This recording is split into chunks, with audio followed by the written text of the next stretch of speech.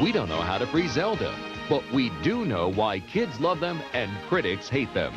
John Stossel reports, nuts for Nintendo, when 2020 continues.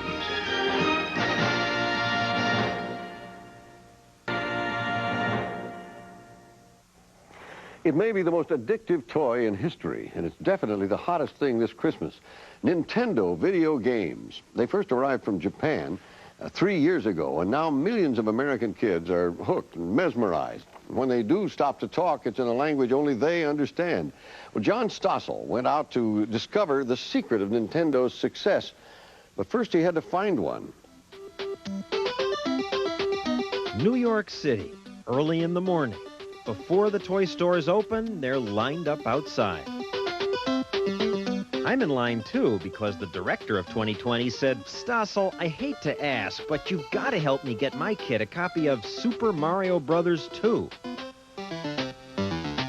This man came all the way from Indiana to get one. He came 1,000 miles just for this game? Yes.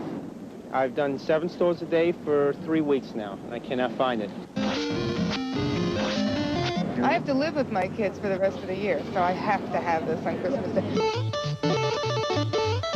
So to please the kids, they line up at the few stores that have been able to get copies of the hottest Nintendo games, Mario 2 and The Adventure of Link. I have Super Mario Brothers 2. Now, what's Nintendo, you ask, and why should you care? Well, I think it's something you should know about because it's captured America's children. School bus drivers report the kids are talking less about clothes and sports and what Joe did to Jane, and more about... When you get to those things that go up and down, you just jump on them. After school, even on the day that brings the first beautiful snowfall of the season. Everyone's eager to get inside the house so they can rush to get to the television set. Now, usually they don't play together. We invited them to a Nintendo party. They pop the cartridge into this deck, which attaches to any television set. These controls direct the characters. The better your eye-hand coordination, the better you do. Never has there been a toy that's been this successful. Bruce Apar is editor of a magazine that follows the industry. How big a hit is this? This is as big or bigger than anything the toy industry has ever seen. I'll give you one comparison. Barbie, which is an institution, does about $500 million a year. Nintendo does over 3 times as much. Now, why is it so successful? Well, the people in the industry say Nintendo simply has the best games. They come in 2 categories. Sports games such as tennis, hockey, football, boxing, all with good graphics and sound effects. Even more popular are the adventure games like Super Mario. They tend to have ludicrous plots. Mario is an Italian plumber who, under your control, enters the Mushroom Kingdom to fight off killer turtles and deadly ducks until he can rescue the Princess Toadstool. The kids love it. What's good about it? Birdo. He shoots the eggs out of his nose. And also there's this part where you can't go anywhere except for fall down a pit, but you pick up this thing and this rocket appears out of nowhere and it flies to another board. It's weird.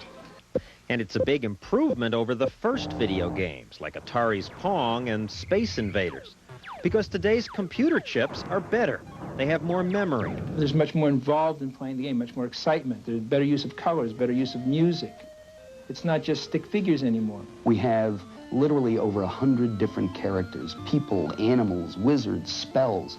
You see this spread out over different worlds. When I say different worlds, entirely different sets. If you think about the way a movie is produced, there are levels with caverns, and you break into underground oceans. There are secret holes that you go into. The kids delight in finding new twists to the games, secret passages they didn't discover the first times they played, bizarre new weapons. You're throwing things that I've never even discovered in this game. Yeah, because you don't know. If you're a grown-up, you hardly do this. If you're a grown-up, you have work to do. Now, the chips, the technology that goes into this, was invented in the United States. Yet, the Japanese are the ones who make it a hit. Why is that? Nintendo is a 100-year-old company in Japan, and they learned their lessons well. When buyers lost interest in the first generation of video games about 4 years ago, Nintendo quietly watched as American companies quit the business. Nintendo then bought licenses to the best of the arcade games. They created new games by getting independent designers to compete against each other for the right to work with Nintendo. Nintendo, please hold. One moment. Thank you. May I help you? And in Seattle, at the company's U.S. headquarters, they listened to the customers. 50,000 people call Nintendo's 800 number every week asking for help with the games. Phones are manned by games fanatics who often play other games while answering questions. What that is, when you're at that link, though, you're almost at that point. Okay, what you want to do is, like I said, jump on the guy with the carpet. In Japan, the games are an even bigger success. These people are upset because even after waiting all night, they were unable to get their kids a new version of a game called Dragon Quest. In the U.S., it's mostly Mario that they want. The last Super Mario Bros. 2 was just sold. They get upset. Well, they say, oh, can you take my name? Can you take my credit card, please? Can you do something? My kid wants it. His friend has it, and they're not friends anymore because he doesn't have it. All this makes me wonder, is the shortage real, or are they holding back supplies to increase the mystique? Coleco denies it, but industry insiders say that's exactly what happened with their Cabbage Patch doll a few years ago. The company shipped fewer dolls to increase the excitement. Today, some people in the toy business suspect Nintendo's holding games back. And while videotaping in Japan, we did see plenty of the hard-to-get cartridges.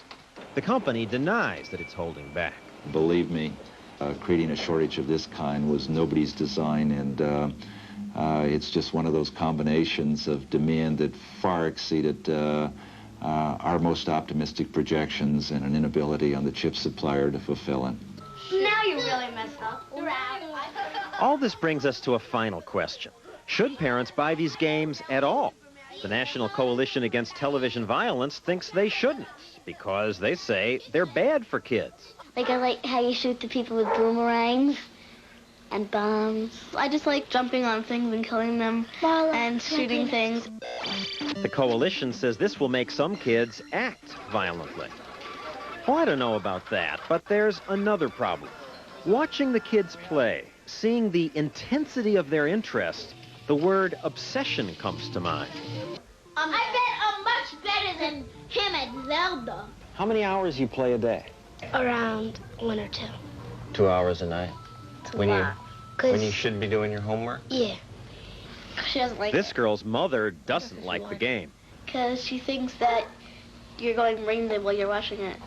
Maybe you will be brain dead from staring at this thing all the time. No. And while we were talking, Mom was watching all this warily. Gets their mind off school when they first come home from school, but then it gets their mind totally off school. So we had to take it away for a while because homework wasn't getting done, bedtime got pushed aside. What do you mean take it away for a while? I disassembled it and put it in the back of a closet for a while. But now you're letting them play again. Not as much.